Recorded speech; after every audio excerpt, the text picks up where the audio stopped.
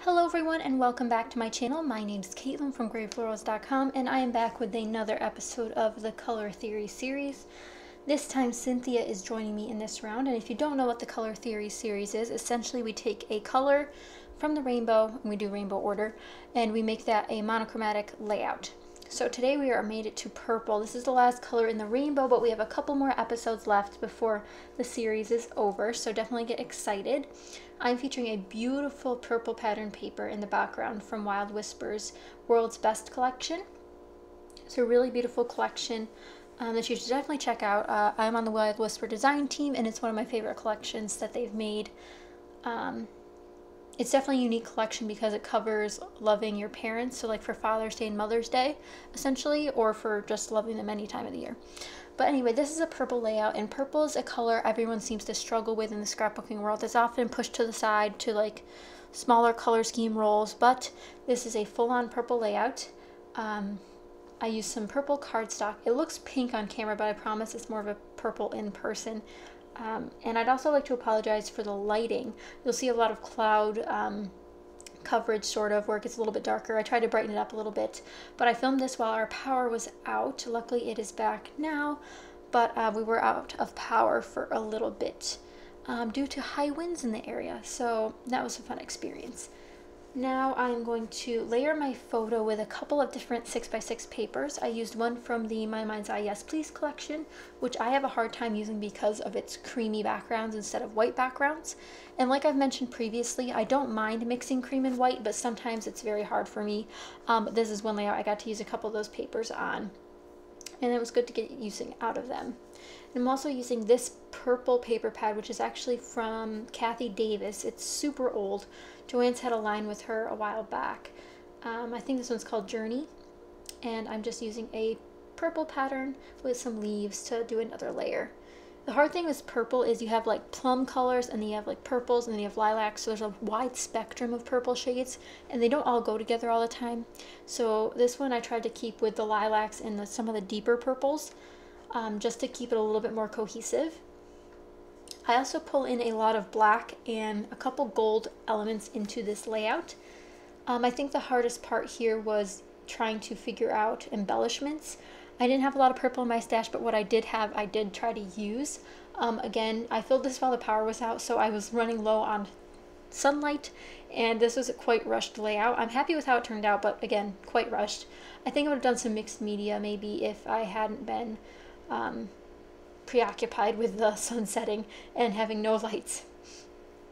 So I have these two little strips left over from the 6x6 piece of paper I used, and I am going to put those on so there's like a full layer behind that purple photo. And of course, while I'm trying to film this video, my ATG gun runs out of tape, so I'm left to use this tear tape, which is fine. I'm just not good at tearing or peeling off the backing of the tape. But I know if you watch people like Inky Quill, she's so fast at it and it looks so easy, but not for me. I'm not one of those people. But I do use that for the rest of my layout.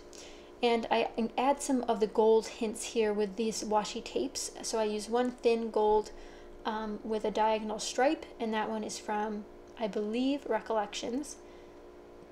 And I also use a black and white polka dot, which is from Scotch. And I just put a little tag up there that has some gold border, and that is from the Pink Paisley C'est La Vie die cut pack, one of those little punch out pieces. And I've been using a lot of stuff that's just sitting on my desk.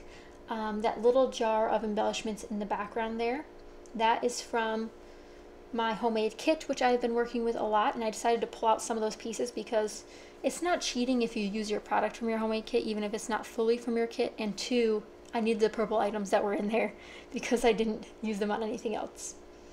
A tip for you guys is if you are in a seasonal time of year, so right now we have like St. Patrick's Day and Easter coming up, I always try to check Michael's and Joann's and all of those places for themed but not themed items. So here I used a Halloween doily. It said trick or treat on the back, but I flipped it over just to use the black side.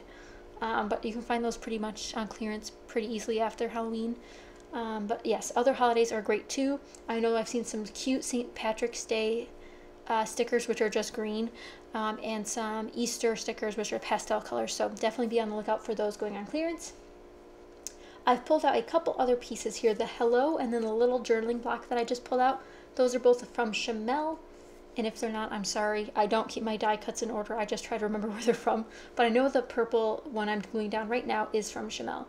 And if I had to guess, this hello might also be from American Crafts. It's definitely American Crafts. I'm just not sure which designer may have designed it. Is that bad? Probably. I should keep my stuff together, but that's okay. And now I'm pulling out some resin pieces. I know I have purple roses or flowers, and I have cream ones, which is perfect. And I also put a little silver camera. Not really much for the silver part, but for the gray part, it's a little bit sparkly, so kind of silver, but not super silver. And I glue those down with my fine line bottle, which is my favorite adhesive. And at this point, I'm wondering what my title should be. Again, this was a very quick layout. Not what I intended in my vision, but I also didn't know what I was doing, so worked out in the end. And so I'm looking through the resin pot here just to see what else I may have. I don't use anything else that I remember, at least, even though I just made this today, so you think I'd know. This is why you shouldn't film your process videos the day before they're supposed to go up. That was my bad. But I do have a lot of other videos filmed. I just didn't make a purple one. I pulled out this sticker from the A Beautiful Mess sticker sheet that I had. Just says love, but it has a little purple strip. Perfect. And now I'm looking for some word stickers. I ended up using only one, which wasn't my intention. I intended to use more, but I pull out one of these Tim Holtz ones, and it says something about journey or something. They all say something like that, so it doesn't really matter. And I put that down in the bottom left area to bring in a little bit more of that darker color for the black. And I'm still thinking about my title. Right now I just have hello, which is not a title, it's just a saying. So we definitely need to work on that before this is over. And what I decided to do is I used some new thickers that I have, which I picked up at Tuesday morning. I'm not 100% sure of the title for them, like the style they are, but they're gold with black foam underneath, which I think are really cool. And again, I picked those up Tuesday morning recently, so if you're interested, definitely check out your Tuesday morning. Or if you really want to know, let me know and I can tell you the font in the comments down below. I also thought I might want to use a tiny alphabet since I have so many of those. But what I end up deciding on is using some of my larger alphabets and then some of my really tiny alphabets, which aren't in that set. I even thought about using this basic gray alphabet set, and I do not. I thought they looked too gray and not dark enough, actually, which is funny because they're supposed to be black, but that's how it worked out in the end. Now, what I named this layout isn't entirely true. My brother and I are sitting in front of a fountain at a cool mansion-y place that we visited one summer, and I call it Hello Ancient Ruins, and that's just not true. It is old, but they're not ancient and they're not ruins. Still fully functioning. Always in improvements, actually, but that's what I decided to name this. And these are the beautiful thickers I was talking to you about. They're beautiful script in some of the letters, and then some are just quite plain. But I use my Tim Holtz tiny letters here and make the word ancient. I thought about changing the title, but then I was like, well, it's kind of fun. And once you do the journaling, it'll make more sense. But it's just a really old fountain. There's probably a plaque next to it that we were supposed to read, but we didn't. You know how that goes. So that's what my title is going to be, and that's pretty much it for this layout. I do add some purple sequins since I have those in my stash, and the rarity that I use purple is quite vast. So I use some purple and black sequins to add a little bit more of sprinkling throughout. Like I mentioned earlier, I'm not 100% happy with this layout. I might go back and add some more things once the journaling's in. It depends how much I write. But I am happy with how fast I did it and how much purple I used.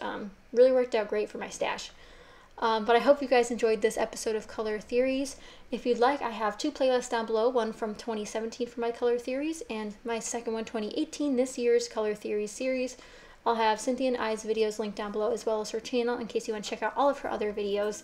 But thank you guys so much for watching, and I'll see you guys next time. Bye!